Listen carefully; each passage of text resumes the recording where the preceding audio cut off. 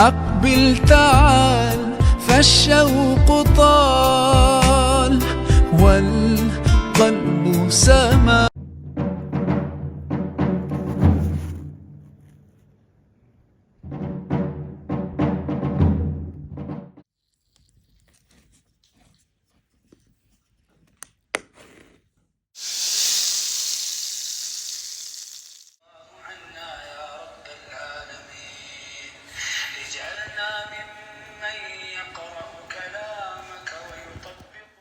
ويسعد لي اوقاتكم من وين ما كنتوا عم بتشوفوني وباي عم بتشوفوني. يا اهلا وسهلا فيكم وبقناتي، معكم جنى هوم.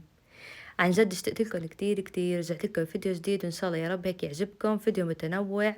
والله العظيم يا صبايا طبعا غيابي انا عن القناة ما عم بقدر صور وما عم بقدر حتى انشر كتير، مع اني يعني بحاول قدر الامكان اني اصور لكم شوي، بس ما عم بمشي الحال. عن جد الوقت طاير منا كتير، عن جد ما في بركة بالأيام. ما بعرف إنه بتحسوا الوقت برمضان بسرعة بيمرق بالنهار وبالليل وأيمت من كان، مع إني الروتين يعني أنا عندي إني بضل فايقة يعني بالليل ما بنام، بس بتحسوا سبحان الله الوقت طاير. هلا هون أسوي قبل ما أكمل الفيديو رح لكم أنا على عجينة خلية النحل. حطيت 4 كاسات ونص طحين مثل ما شفتوا، وحطيت كمان عندي هون 3 معالق حليب نيدو، وكمان يعني حليب بودرة، شو ما كان حليب نيدو أو حليب أي شي من البودرة بتحطوه عندكم. وكمان حطيت زر فانيلا وزر خميرة، وحطيت كمان بياض البيضة لأني حطيت صفار البيض بدي خليه طبعا على جنب مشان ادهن وش الخلية النحل. وكمان حطيت يا صبايا حليب، رح اعجنها بحليب، بتحبوا تعجنوها بحليب او بمي مثل ما بتحبوا. انا بفضل انه يعني انا دائما بصراحة بعجن خلية النحل ان كان متواجد الحليب بودرة بحط حليب بودرة بعدين بحط مي، ان كان متواجد الحليب الفريش بحط حليب فريش، وكمان اذا ما كان عندي حليب من الاثنين بحط لبن، لانه هو اللبن بيعطي الخميرة كتير طراوة وبنفش كمان الخميرة. هون أنا كان عندي ظرف كامل، بس أنا حبيت إني أعيره، ممكن يجي معلقتين أو معلقتين شوي طبعا، بس أنا بحط بصراحة إنه ظرف هيك كامل يعني. وكمان حطيت رشة ملح. هاي رشة الملح طبعا لازم يا صبايا، بتحسوا إنه العجين لازمه شو ما كان العجين أنا بصراحة بحط له ملح. وكمان انا هون هلا جهزت كل شيء. طبعا انا لاني حطيت حليب بودرة رح احط مي فاترة واعجن العجين. وطبعا بس اعجن العجين كمان انا هون كان عندي مجهزة الزيت النباتي، وكمان عندي معلقة زبدة، معلقة زبدة ومعلقة زيت نباتي. بعد ما خلطت المكونات كلياتها هلا رح اضيف المي. انا بصراحة بضيف المي تدريجيا لانه العجين بياكل، طبعا الطحين بياكل مي لهيك انا ما بعير بصراحة. وانا اي طبخة ولا انه حلويات ولا اي شي بصراحة ما بعير تعيير بالمي او بالحليب، يعني بحس انه لا خليني انا اعجنها. وكمان شو انه تدريجيا انا بشوف انه هيك يعني شو بتاكل معي، لانه العجين بياكل طبعا الطحين بياكل مي حسب الطحين الموجود عندنا. وهون يا صبايا هون بعد ما عجنتها وحسيت انه تماسكت هيك مع العجينة، صرت اضيف الزبدة والزيت تدريجيا طبعا. وهون ما شاء الله بعد طبعا ما عجنت 10 دقايق، أكيد أي عجين بياكل معنا عجن 10 دقايق. ما شاء الله شوفوا الطراوة كيف، أنا حبيت ورجيكم إنه كيف الطراوة بتكون من قبل ما تختمر عندي. وهون ما شاء الله طلعت بعد ما كورتها. بس والله العظيم إنه لو تعرفوا شو صار فيي أنا، إنه أمنت إني كنت عم بصور طبعا، وإنه كيف ورجيكم كيف كنت عم كور العجين، بس ما بعرف الفيديو بصراحة ما لقيته. يمكن ما بعرف انه هو ماني حاطة حفظ او شي، ما بعرف. هون طبعا صفار عفوا صفار البيضة اللي انا شلته على جنب حطيت مع معلقة حليب، او بتحطوا شوية خل مشان الزنخة، او بتحطوا فانيلا، هذا الشي بيرجع لكم طبعا. هون يا صبايا انا فضلت انه صفار البيض والحليب بيعطيها هيك طراوية وهش كتير لخلية النحل. طبعا انا هون بعد ما كورتها وحطيتها خمرتها قريب الساعة أهم شي إنه تختمر العجين لتكون عنا خلية نحل بتشهي.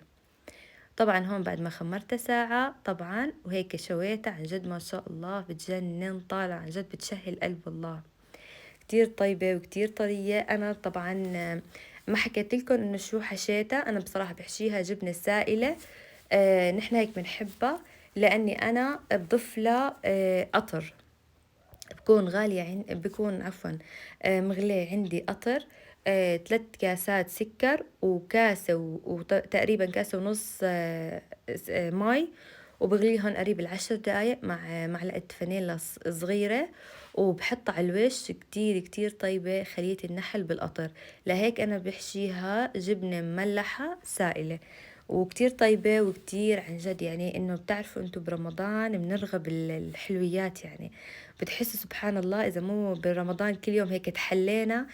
بصراحة أنا ما بحسن يعني، كتير بحب الحلو وكتير يعني هيك بتفنن، بس عن جد ما في مجال إني أصور. ليش؟ لأنه دائما أنا يوميا عازمة على الفطور، أو أنا طالعة لعند بيت حماية مثل ما خبرتكم في أخت زوجي هنيك، ودائما يعني نحن عم نفطر سوا، إنه يوم هون ويوم هون، أو عندي مثلا بعمل فطور وهيك يعني. وهون أنا كنت بصراحة عازمة أهلي، ما قدرت صور غير إنه عن جد هيك التسقية كيف أنا بعملها.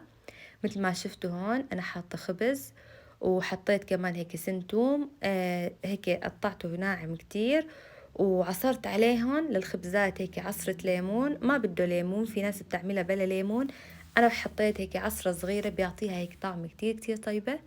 وحطيت بعدين مثل ما شفتوا الحمص المسلوق عندي، وهاي مسبحة جاهزة، كمان حطيت عليها كمان تعطيها هيك طعم كتير كتير طيبة.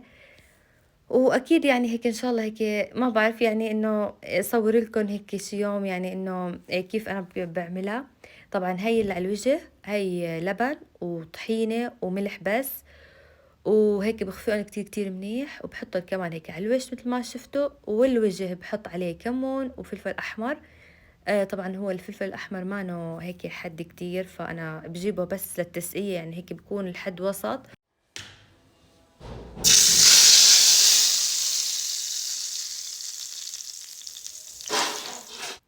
وهون يا صبايا هيك كان سفرتي، كنت أعزم الماما على ملوخية ورز جنبها ومعكرونة. طبعا المعكرونة أنا مصورتها من قبل وورجيتكم الطريقة، الملوخية كمان مصورت لكم الطريقة من قبل، أو ما بعرف يمكن مصورتها هيك على السريع يمكن.